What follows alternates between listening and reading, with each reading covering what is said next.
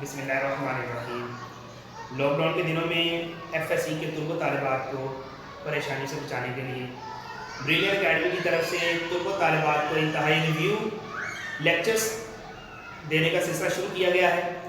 अल्हम्दुलिल्लाह अगर तुर्को तालिबात इन दिनों में मुख्तसरन इन लेक्चर्स के बाद अपनी तैयारी करेंगे बुक से एफएससी पार्ट 2, तो इंशाल्लाह उनकी तैयारी ना सिर्फ बोर्ड में नुमाया नंबर हासिल करने के काबिल हो जाएगी बल्कि बच्चों के कॉन्सेप्ट भी क्लियर हो जाएंगे। तो अल्लाह का नाम लेकर शुरू करते हैं आज FSc biology second year chapter number 15 homeostasis. तो अजीज तुर्को तालिबात, होम्योस्टेसिस लफ्ज होमो से बना है। होमो का मतलब है सेम और stasis state condition. Homeostasis same condition. हर जानदार अपने सेल के अंदर कुछ तब्दीलियां देखता है।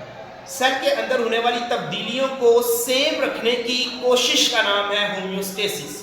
उनमें टेम्परेचर, वाटर और सॉल्यूट कंसंट्रेशन को नॉर्मल रखना जरूरी है, क्योंकि अगर हमारे जिस्म में ये नॉर्मल नहीं रहेंगे तो इसकी वजह से हमारा जिस्म मुख्तलिफ किस्म की प्रॉब्लम्स का शिकार हो सकता है।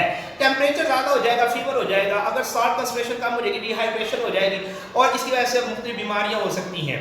लिहाजा अपना टॉपिक स्टार्ट करते हैं। होम्योस्टेसिस, सबसे पहले नंबर पे डेफिनेशन। सेल के अंदर और सेल के बाहर पानी, नमकियात और टेम्परेचर मेंटेन करने को होम्योस्टेसिस कहते हैं। तो इसमें तीन चीजें, वाटर, सॉल्ट्स एंड टेम्परेचर। अगर सेल के अंदर और सेल के बाहर के एनवायरनमेंट में ये तीन चीजें, moderate temperature, moderate salt concentration and water concentration रहेगी, तो सेल का एनवायरनमेंट होम्योस्टैटिक कहलाएगा। तो इसके बाद हम देखते हैं ये जो इंटरनल एनवायरनमेंट है इसके कितने कंपोनेंट्स हैं। जो सेल के अंदर का एनवायरनमेंट है उसे इंटरनल एनवायरनमेंट कहते हैं। उसके तीन कंपोनेंट्स हैं, major components, water, solutes and temperature. तो अब इन तीनों के मैकेनिज्म्स हम अलग अलग पढ़ेंगे।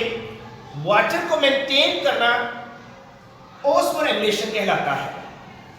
अगर सेल के अंदर वाटर और सॉल्यूट कंसंट्रेशन को नॉर्मल रखा जाए तो इसे ऑस्मोरेगुलेशन कहेंगे। इस मैकेनिज्म को ऑस्मोरेगुलेशन कहेंगे। ये होम्योस्टेसिस के तीन डिफरेंट मैकेनिज्म हैं। अगर सेल के अंदर नाइट्रोजन कंटेनिंग सब्सटेंसेस को जिस्म से निकाल दिया जाए, ये नाइट्रोजन यूरिया, यूरिक एसिड और अमोनिया की शक्ल में निकाली जाती है, तो इस प्रोसेस को एक्सक्रीशन कहते हैं। The removal of nitrogen containing substances from. इसके बाद है तीसरे नंबर पर थर्मोरेगुलेशन। थर्म कहते हैं हीट को। सेल के अंदर टेम्परेचर रेगुलेट करने को एक अमल को थर्मोरेगुलेशन कहते हैं। तो अजीज तुमको तालिबात, सिंपल वर्ड्स में आप याद करेंगे। ऑस्मोरेगुलेशन, सेल के अंदर वाटर और सॉल्यूट कंसंट्रेशन को मॉडरेट करना ऑस्मोरेगुलेशन कहलाता है। एक्सक्रीशन, सेल के अंदर नाइट्रोजन कंटेनिंग सब्सटेंसेस को रिमूव करना एक्सक्रीशन कहलाता है। थर्मोरेगुलेशन, सेल के अंदर टेम्परेचर को मेंटेन करना। जैसे हमारा बॉडी टेम्परेचर 37 डिग्री सेंटीग्रेड है, अगर 37 से कम हो जाए या अबव हो जाए तो इससे जिस्म नॉर्मल नहीं रहता। इसके बाद हम पढ़ते हैं कंपोनेंट्स ऑफ कंट्रोल सिस्टम। हमारे जिस्म में एक सिस्टम है जो कंट्रोल करता है होम्योस्टेसिस को। उनमें सबसे पहले नंबर पे हम पढ़ते हैं रिसेप्टर्स। रिसेप्टर्स बेसिकली सेंसर्स है, हमारे सेंसर्स जिनमें हमारी स्किन भी आती है, हमारे नाक, कान, आंख, जुबान आ जाती है। इसके बाद है control centre. Basically control centre हमारा ब्रेन और स्पाइनल कार्ड है। इसके बाद आते हैं इफेक्टर्स। इफेक्टर्स आप जानते हैं मसल्स और ग्लैंड्स होते हैं। इस तरह से हमारे बॉडी के अंदर एक फीडबैक मैकेनिज्म चलता है। आप जानते हैं कि एक अमल को कंट्रोल करने का जो प्रोसेस है वो फीडबैक मैकेनिज्म है, जो दो तरह का, एक नेगेटिव है और एक पॉजिटिव है। तो आपको पहले बता दिया गया है कि डिटेल में लेक्चर हम नहीं डिलीवर करेंगे, हम लेक्चर अपने शॉर्ट अंदाज में डिलीवर करेंगे ताकि हर बच्चा जो एफएससी की बायोलॉजी को बहुत मुश्किल समझता है वो बच्चा अच्छे नंबरों से पास कर सकता है अगर इस लेक्चर को तवज्जो से सुन के अपनी बुक को यहाँ से FSc text book, Punjab text book से पढ़ ले तो इंशाल्लाह पेपर अच्छे नंबरों से पास हो जाएगा। तो चलिए आगे बढ़ते हैं। Balance of water and solutes in body. हम जिस्म के अंदर पानी और नमकियात को कैसे मेंटेन करते हैं। जैसा कि आप पढ़ चुके हैं, इस प्रोसेस को हम कहते हैं ऑस्मोरेगुलेशन। तो अजीज तुल्बो तालिबात, टोनिसिटी, यहां पर आप लफ्ज पढ़ेंगे टोनिसिटी। टोनिसिटी का मतलब है सोल्यूट और सॉल्वेंट की कंसंट्रेशन, सोल्यूट और सॉल्वेंट कंसंट्रेशन, ये है टोनिसिटी। तो आप यहाँ पे टोनिसिटी का कॉन्सेप्ट पढ़ेंगे, मैट्रिक में भी आपने पढ़ा है 9th क्लास में। तो टोनिसिटी के एतबार से हमारे पास 3 तरह के एनवायरनमेंट बनते हैं। हाइपोटोनिक, हाइपो मीन लो, हाइपोटोनिक एनवायरनमेंट में हम देखते हैं सेल के अंदर वाटर कंसंट्रेशन ज्यादा होती है और सॉल्यूट कंसंट्रेशन कम होती है। तो हाइपो मीन लो, यानी कि ऐसा एनवायरनमेंट जिसमें सॉल्यूट कंसंट्रेशन कम पाई जाए, उसे हाइपोटोनिक एनवायरनमेंट कहते हैं। आप देख सकते हैं यहाँ पर एक सेल है, इसके अंदर वाटर कंसंट्रेशन ज्यादा है, इसलिए ये फूला हुआ है, और इसके अंदर सॉल्यूट कंसंट्रेशन बहुत कम है, यानी कि आपको टर्जिड फॉर्म में नजर आ रहा है।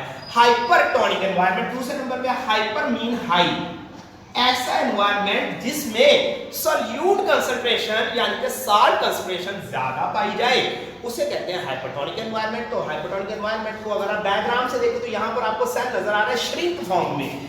ये सेल की श्रिंकेज है, सेल श्रिंक हो गया है। क्यों है? क्योंकि उसमें से वाटर निकल गया है, उसमें ज्यादा चीज कौन सी पाई जा रही है? सॉल्यूट्स। इसके बाद हम चलते हैं आइसो। आइसो मीन सेम, ऐसा एनवायरनमेंट है जिसमें सॉल्यूट और सॉल्वेंट कंसंट्रेशन दोनों सेम है, लिहाजा सेल बिल्कुल नॉर्मल कंडीशन में आपको नजर आ रहा है। तो हाइपोटोनिक में सेल बिल्कुल जो है वो अपनी टर्जिड फॉर्म में है, क्योंकि उसकी टर्जिडिटी ज्यादा हो चुकी है, टर्बुलेंट प्रेशर ज्यादा हो गया due to the abundant supply of water. चलें जी, उसके बाद हाइपोटोनिक में सेल श्रिंक हुआ क्योंकि उसके अंदर सॉल्यूट कंसंट्रेशन ज्यादा हो गया, वाटर उसमें से एक्सपेंड हो गया, लिहाजा सेल श्रिंक हो गया। इसके बाद आइसोटोनिक में सॉल्यूट और सॉल्वेंट कंसंट्रेशन दोनों सेम है। तो अजीज तलबा, बहुत ही आसान है, एफएससी में अच्छे नंबर लेंगे आप, मेडिकल का इंतखाब करेंगे आगे इंशाल्लाह एमबीबीएस का। तो चलिए आगे चलते हैं। ऑस्मोरेगुलेशन इन प्लांट्स, पौधों में ऑस्मोरेगुलेशन हम पढ़ते हैं। तो अजीज तलबा, पौधे हैबिटेट के एतबार से देखा जाए तो 3 तरह के एनवायरनमेंट में पाए जाते हैं। हाइड्रोफाइट्स, ऐसे प्लांट्स हैं जो ज्यादा पानी में रहते हैं। इसके बाद दूसरे नंबर पे मीजोफाइट्स, ऐसे प्लांट्स हैं जो मॉडरेट एनवायरनमेंट में रहते हैं। तीसरे नंबर पे देखा जाए जीरोफाइट्स, ऐसे पौधे हैं जो कि बहुत ही कम यानी कि खुश्क हालात में पाए जाते हैं, कम पानी में रहते हैं। अब मुख्तसरन इनकी डेफिनेशन आपको आनी चाहिए, आपको इनके प्रॉब्लम्स का पता होना चाहिए, आपको इनकी एग्जाम्पल। ऑस्मोरेगुलेशन इन प्लांट्स बहुत इंपॉर्टेंट लॉन्ग क्वेश्चन है बोर्ड का। अजीज तालिबात, आपने ये आर्टिकल जरूर जरूर जरूर करना है, क्योंकि इसमें ऑब्जेक्टिव भी आते हैं, इसमें शॉर्ट क्वेश्चन भी, इसमें लॉन्ग क्वेश्चन भी है। तो चलिए सीखते हैं। ऑस्मोरेगुलेशन इन प्लांट्स, पौधों को 3 कैटेगरी में डिवाइड किया गया है हैबिटेट के एतबार से। कुछ पौधे हैं जो ज्यादा पानी में रहते हैं, कुछ पौधे कम पानी में रहते हैं, कुछ पौधे इंतहाई खुश्क हालात में पाए जाते हैं। तो बच्चों, उसके मुताबिक पौधों को 3 नाम दिए जाते हैं। Hydrophytes, hydro mean water, hydro का मतलब पानी है, और फाइट्स कहते हैं प्लांट को। कहीं पर भी वर्ड आ जाए, फाइट्स मीन प्लांट। ऐसे पौधे जो ज्यादा पानी में रहते हैं, those plants which live under the abundant supply of water are called hydrophytes. तो यही डेफिनेशन थोड़ी सी तब्दीली के साथ हम नीचे भी पढ़ेंगे। तो अजीज तालिबात, वो प्लांट्स जो ज्यादा पानी की मिकदार में रहते हैं उन्हें हाइड्रोफाइट्स कहते हैं। अब इनका प्रॉब्लम क्या है? चूंकि ये ज्यादा पानी में रहते हैं, इनमें प्रॉब्लम है फ्लडिंग। ये पौधे फ्लडिंग का शिकार हो जाएंगे क्योंकि इनके अंदर ज्यादा पानी होगा, ये फट जाएगा इनका वैक्यूम। इसके बाद इनके डेफिनेशन पढ़ते हैं। इनमें ज्यादा सरफेस एरिया पाया जाता है पत्ते का, पत्ते चौड़े होंगे, ब्रॉडेड, और ज्यादा चौड़े होने की वजह से इन पौधों के अंदर ज्यादा से ज्यादा एक्सेस करेगा वाटर जो है वो, इनमें इवेपोरेशन का रेट ज्यादा हो जाएगा। स्टोमेटा बहुत ज्यादा होंगे और अपर सरफेस पर पाए जाएंगे। Due to the presence of the abundant supply of stomata, evaporation rate increase कर जाएगा, इससे भी पानी ज्यादा निकलेगा। और इनकी एग्जांपल भी आती है लिली प्लांट्स। हम दूसरे नंबर पे चलते हैं मीजोफाइट्स। जैसा मैंने पहले कहा, हाइड्रोफाइट की डेफिनेशन मीजोफाइट्स में चलेगी, सिर्फ थोड़ी सी तब्दीली है। Those plants which live under the abundant supply of water, यहां पे आपने क्या देना, moderate supply of water. Abundant की जगह सिर्फ मॉडरेट का लफ्ज लग जाएगा, तो ये मीजोफाइट्स की डेफिनेशन पड़ गई। Meso mean moderate.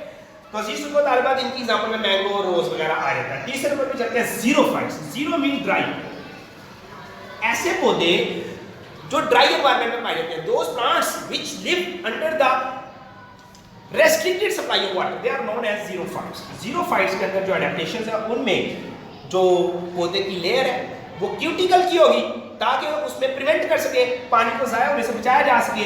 स्टोमेटा इनके लोअर सरफेस पे पाए जाएंगे, पत्ते की लोअर सरफेस के ऊपर स्टोमेटा होंगे और इनके पत्तों में प्रॉपर्टी है, इनके पत्ते ऐसे होते हैं टेढ़े, इसे हम कहते हैं संकन या डिप्रेशंस।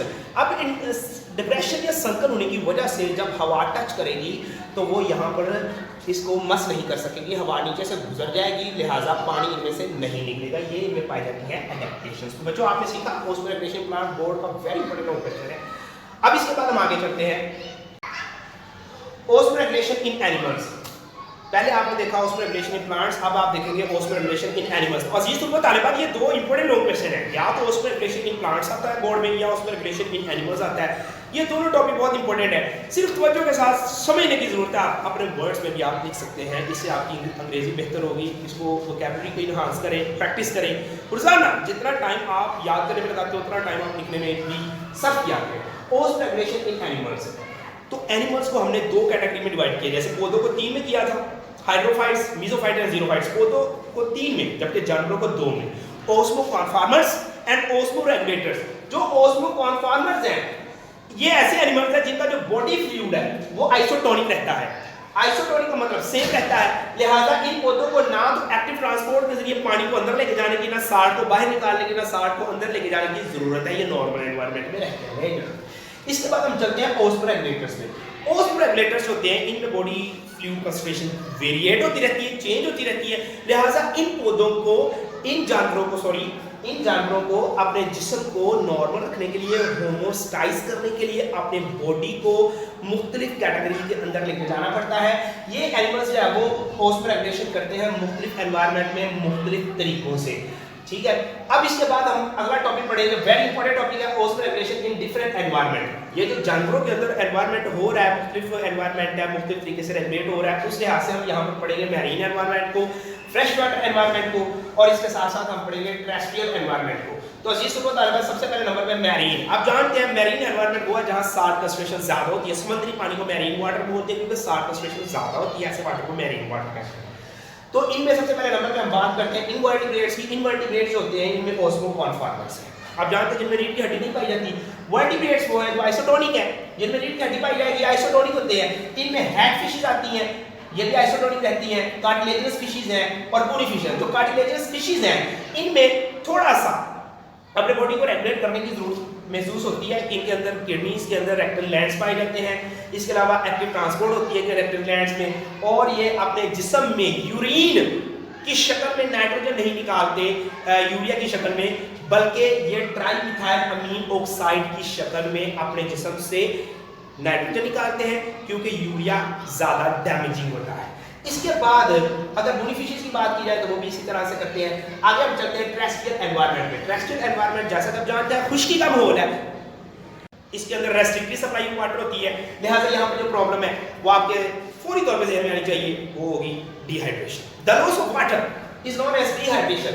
इनमें जो एडेप्टेशंस हैं उनमें सबसे पहले नंबर पे बॉडी सरफेस एरिया जो होगा वो वैक्सी क्यूटिकल के जरिए कवर्ड होगा, डेड कैराटिनाइज्ड स्किन सेल्स के जरिए ये कवर्ड होगा, और ये फूड जो लेते हैं वो मॉइस्ट फूड है ताकि उससे भी इन्हें पानी मिले। इसके अलावा ये अपने जिस्म के अंदर जो मेटाबॉलिक और बिहेवियर एडेप्टेशंस जो करते हैं वो मुख्तलिफ तरीकों से करते हैं।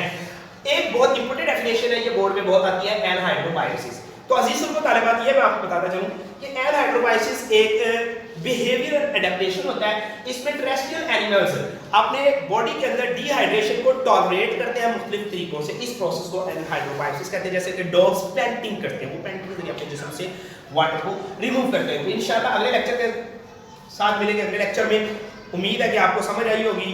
कोरोना वायरस के दिनों में हम अपने तुल्बो तालिबात की सहूलत के लिए ब्रिलियंट एकेडमी से ये लेक्चर्स पेश करेंगे, और इससे उम्मीद है कि वो तुल्बो तालिबात जो अपनी तैयारी में किसी प्रॉब्लम को फेस कर रहे हैं उनकी प्रॉब्लम कम हो जाएगी। और इसी के साथ साथ ना सिर्फ एकेडमी से बायोलॉजी बल्कि केमिस्ट्री, फिजिक्स, मैथमेटिक्स, इंग्लिश के लेक्चर्स भी यहाँ पर क्या अपलोड किए जाएंगे और तुल्बो तालिबात फ़ायदा उठाएं। बहुत शुक्रिया। अस्सलाम वालेकुम।